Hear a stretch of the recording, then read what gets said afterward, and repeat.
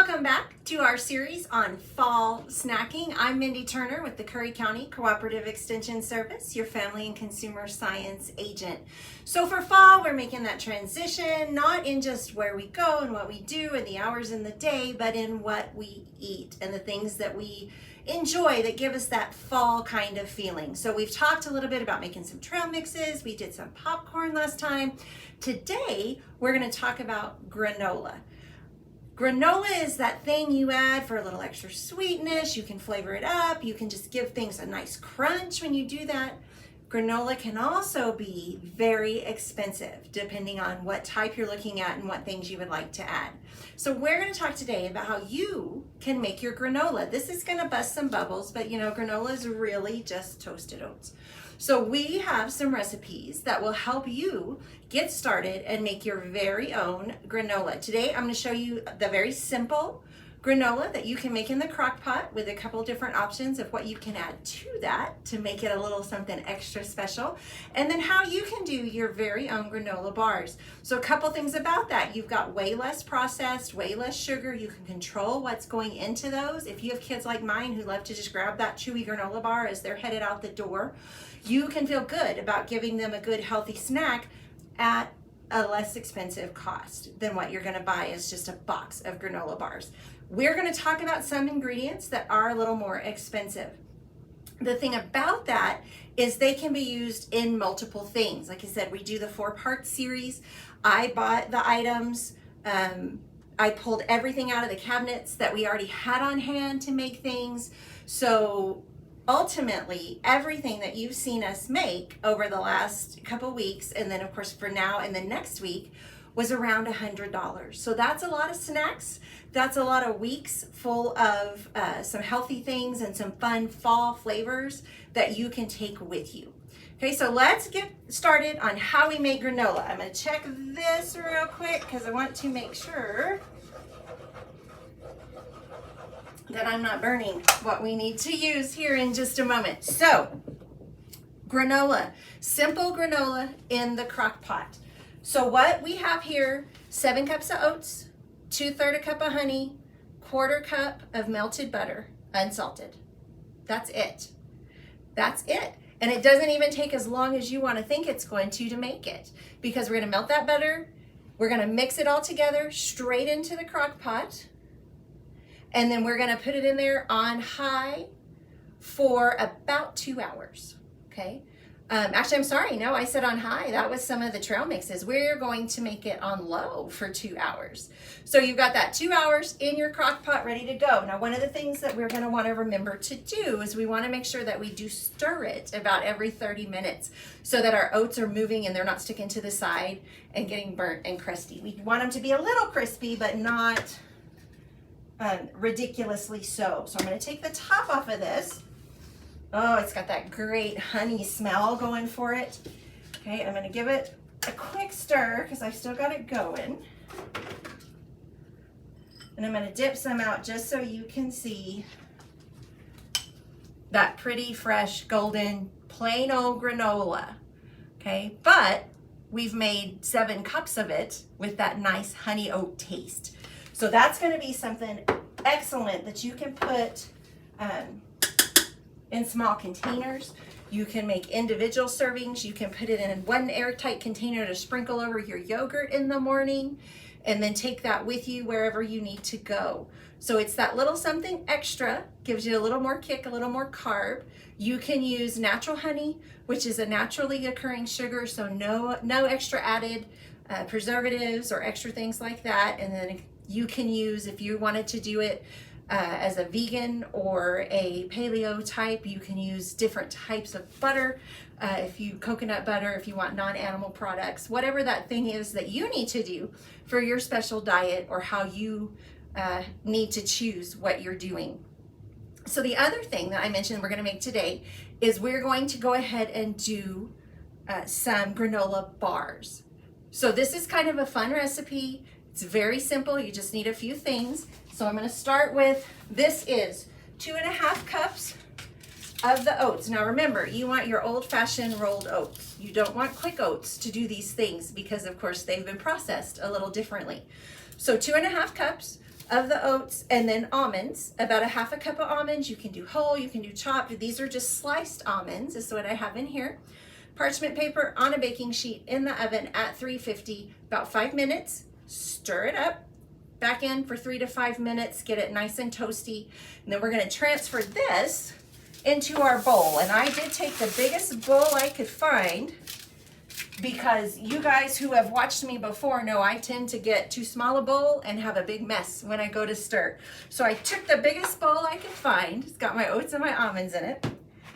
And then we are gonna add to that what I have back here cooking on the stove. So what this is, get it good and stir it up. Maybe you can see kind of the pretty color and the sauce, what that looks like.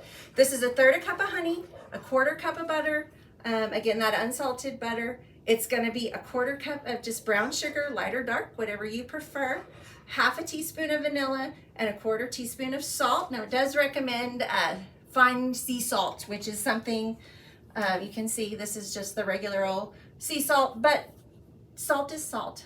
It does the job it's supposed to do. The preference comes in, there's some different twists to the flavors as well as the textures, depending on if it's coarsely ground or how it's all shaped up in there. So that's something that you can consider in what kind of salt you want to add to whatever you're making. So we put that on top of the stove, stirred it, got our butter melted, stirred it some more, let it come to a nice rolling boil. We talked when we talked about our popcorn about using our candy thermometer. You don't have to do that for this. This is mostly just getting it all melted together and getting our sugar to dissolve. Okay, then we're gonna take that and we are just going to pour it in there, get it all out and in, and add it to, get rid of that, our oats and almonds. And we're gonna stir it, and we're gonna stir it good and make sure that all of those almonds and oats are good and coated, because this is gonna be our glue that is gonna hold this together. So when we looked at what we had in the crock pot, we kind of want that to crumble, to be the, oh, this is my granola, and we're gonna crumble that up for crunch and add 2 things. This we want to stick together because we are going to fashion this into granola bars. So now it's still pretty warm. So we're gonna give it just a couple minutes to set and cool off some before we add those final touches and start getting it into bar form. So while we're waiting for that to cool just a little bit, I'm gonna give you some other tips on things you can add and do. Now, if you do receive our newsletter, we send that out every couple of months, and it coincides with the release of a new video series, and it includes whatever recipes, tips, information we have shared through the videos. So in the newsletter, there are 2 additional crock-pot granola recipes. One of them is pumpkin pie granola. You want to talk about feeling like fall and getting the scents and the smells in your kitchen? The other one is apple. And so you make it actually with applesauce in your crock pot. So then you're gonna have not just your fancy plain old honey and oats kind of granola, but something really fancy to share. Serve it up in little cups, take it for your work party for the fall, send it with the kiddos for a teacher gift, some of those kind of fun things that you can do with that. I mentioned before, a lot of these basic things I already had in my cabinet. Some of the things that it can be kind of hard to find, like we talked about with the trail mixes, different nuts, different types of seeds, even some of your dried fruits, you can't always pick up and have. So some people dry their own, and that's a fantastic thing. If you want to use a dehydrator, if you want to dry the fruits in the oven, those are extra things that you can put together and have to go with your granola or your trail mix or whatever it is that you want to put that into. Okay, so I said honey is an excellent alternative to just pure and processed sugar. Pumpkin puree, people make their own, or you can just buy it in the can. So that's something else. Who would have thought to add pumpkin to their granola? But it's really yummy. A lot of the spices and things, you don't need huge amounts.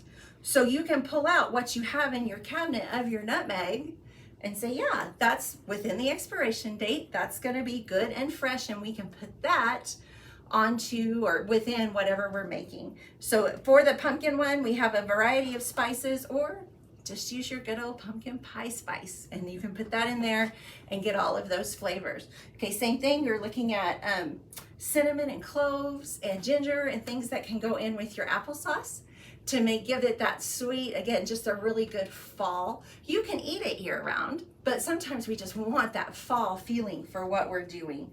Okay, and then of course, as I mentioned, the honey.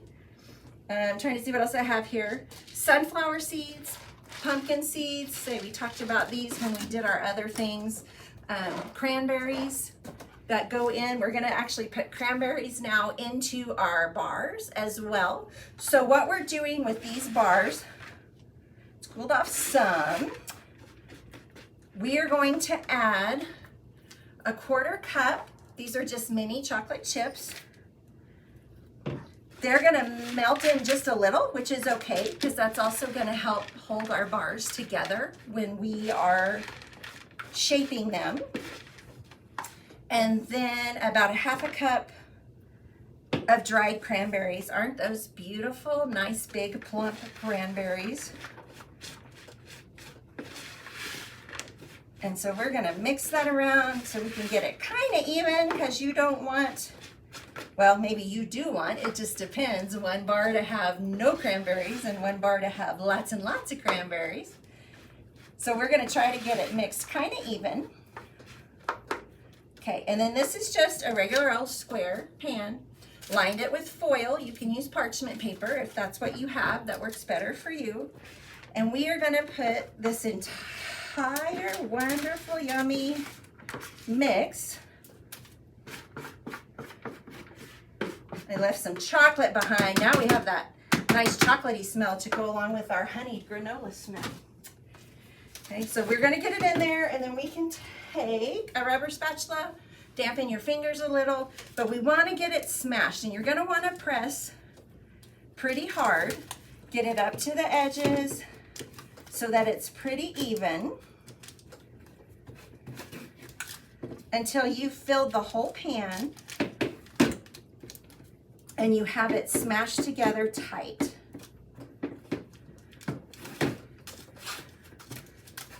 So we've got it pretty well